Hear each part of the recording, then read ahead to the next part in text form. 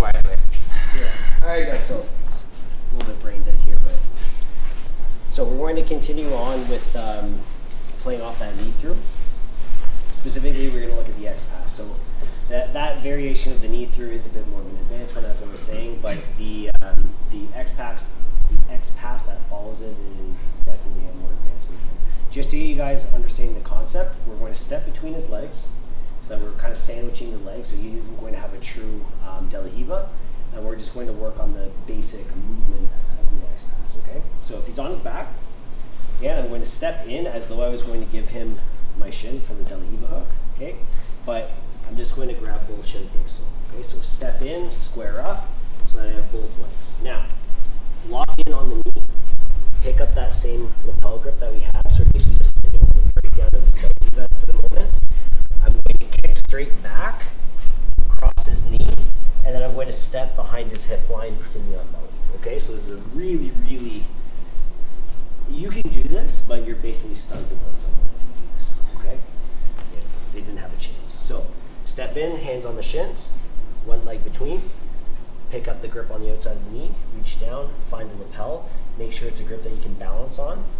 I kick straight back like a mule, and as I kick, I cross, but I'm going to step behind his hip line, one additional step to bring myself in line with the shoulders, and just squat down from here. So obviously once I get to this point, I'm going to start looking for other grips, depending on what I want to go for, but just to get into the habit of this. So eventually you should be able to just sort of step, kick, cross, and adjust. Again, hands on the shins, step between, grip, almost think like single leg, pinch your knees a little bit here, kick through the feet. So if there's any resistance, it shouldn't be like, okay, like kick hard, cross, step, position. Okay, start with that, and then we're going to actually go through the whole motion off the X pass attempt, or sorry, the knee through attempt. Okay, 1, 2. Let's go. The red button. Oh. Okay, so same thing. A big point is always squat. Okay, we gotta compress the guy's legs. You compress the legs, it becomes weak, right? Like you have a ton of weight on your back, you're down here. It's pretty hard to get up. But if you start from this point, it's a little bit easier. Okay? So anytime again we're compressing with legs, and then we pinch, squat, like eliminate space as much as you can. So we're gonna do the same thing. Squat in, knees tight, be behind the hip line. We're going to basically do the bigger option now. You're going to feel a little bit jammed up because we're not taking the step. What we're going to do again, lift our butt, and with that lift, weight goes to my hand, and my kick goes out. But now instead of crossing and then resetting my base, so instead of going here, as I cross, I'm going to fall onto it. Okay? So you are going to end up a little bit further than we want to be, because again, we're not taking the additional step yet. So one more time. Compress, boom, get your grips. Big mule kick, weight is here on my hand. Cross, and then pop. So then I'm collapsing like right on top of his butt. Okay, and crushing his nuts at the same time. Okay? Give that a quick try, just a slight variation. 1, 2. He's got the basic, oh yeah. I'm not for that.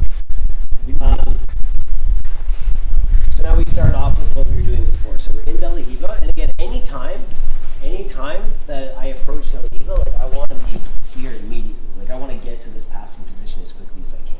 Okay, I don't want to have him lock me in and then have to break it down, but we know what to do. Rotate, big kick, work, little step back, just direct your legs in, again, pinch. If you're wide, he'll find space. Okay, so now I'm not going to kick right from here. He has my foot, right? I'm not going anywhere. And I also need to redirect a little bit. Just like a Toriano, fake. You got to get the guy guessing where you're going. So I initiate my knee through, and I have to commit to my knee through. But I have it in the back of my head that if I hit resistance, or in other words, he's going to start to frame on this side, I'm going to switch to my X pass. Okay?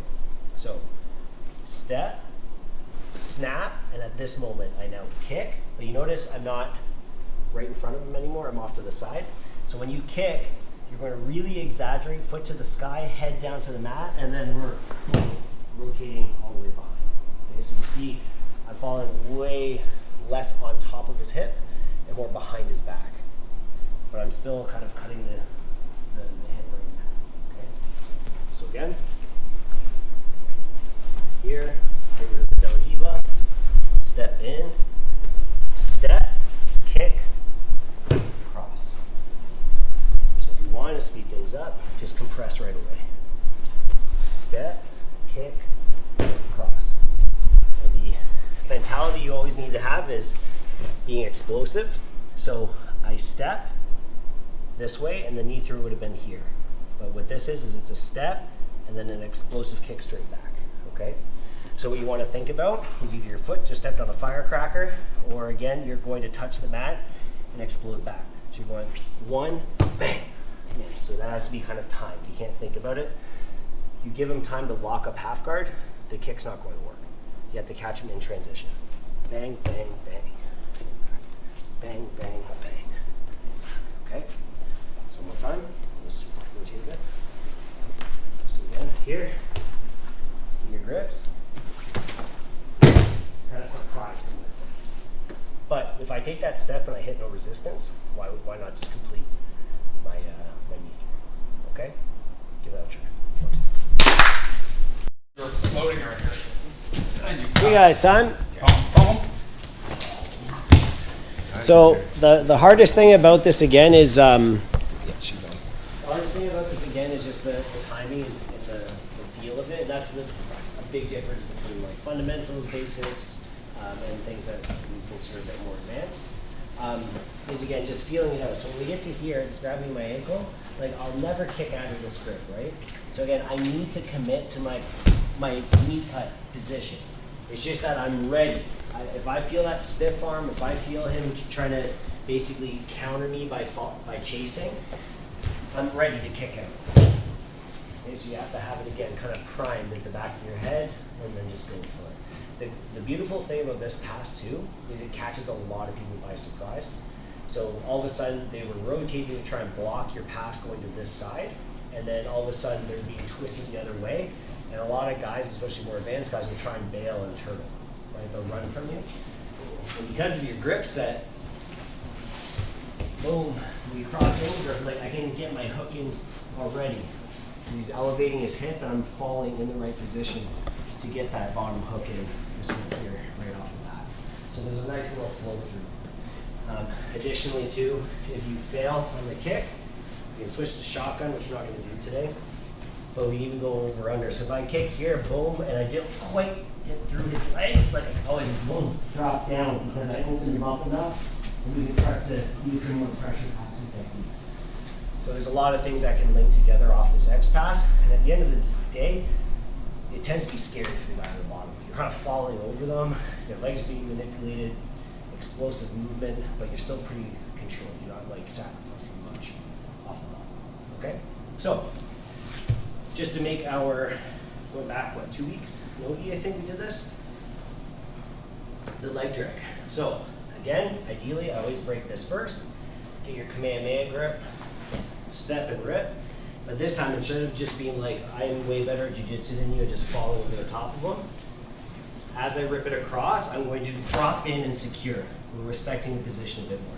Same exact basic grip set that we had for the knee cut, but I'm trying to trap this leg. And now we're going to go to Gangster Mount. So same thing I did to go to Mount yesterday.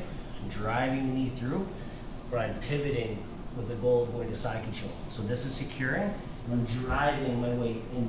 It's a beautiful thing too, because if you get a guy who's really strong on the grip, or maybe he was doing a pant grip, leg drag.